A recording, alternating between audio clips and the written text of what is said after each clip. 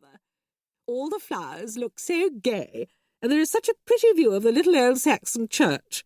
We're 5 miles here from Didsbury, 7.5 from Churton. Now we're off, thought Dolly. Only 10 from Great Broddington, 8 from Little Broddington, and 15 from Bell Hill. C&M, also the P&W McGrews, came over from L, and we went for a nice drive.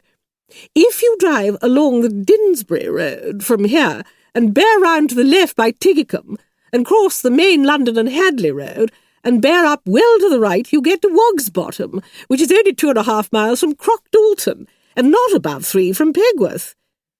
Dolly skipped the next half page and began again lower down. It is such a trial for Cousin Bob that Kay will drink so heavily. They tell me such dreadful stories about him. Of course, to me all this seems such a pity. So curious of him, with such a devoted mother and father. Dolly looked up from the letter. She seemed to fall into a kind of trance, maybe thinking of her dipsomaniac cousin Kay, as her mother called him, who used often to come and stay with her when they were both children, or maybe thinking of the main London and Hadley Road. Above the writing table where Dolly sat was an ancient mirror.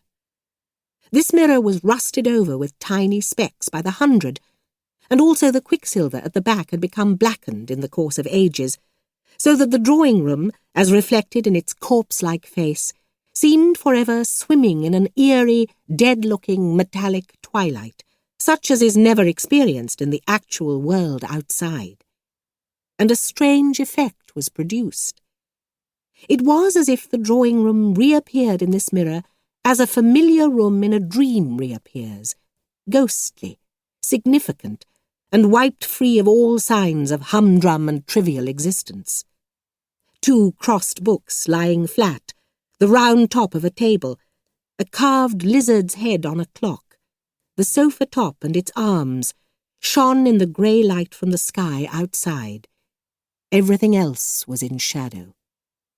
The transparent ferns that stood massed in the window showed up very brightly and looked fearful.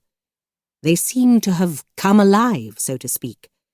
They looked to have just that moment reared up their long backs, arched their jagged and serrated bodies menacingly, twisted and knotted themselves tightly about each other, and darted out long forked and ribboning tongues from one to the other, and all as if under some terrible compulsion.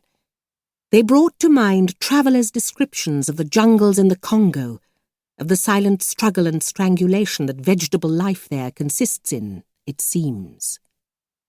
To complete the picture, Dolly's white face, with its thick and heavily curled back lips, above her black speckled wool frock, glimmered palely in front of the ferns, like a phosphorescent orchid blooming alone there in the twilit swamp. For 5 or 6 minutes the pale and luminous orchid remained stationary in the centre of the mirror's dark surface. The strange thing was the way the eyes kept ceaselessly roaming, shifting, ranging, round and round the room, round and round again. This looked queer, the face so passive and remote-seeming, and the eyes so restless. The light perhaps caught the mirrored eyes at a peculiar angle, and this might have caused them to glitter so uncomfortably. It seemed even so wildly, irresponsibly, like the glittering eyes of a sick woman who is exhausted, yet feverish. "I can't understand what the maids are thinking of this morning. 9:15 and breakfast is not ready yet.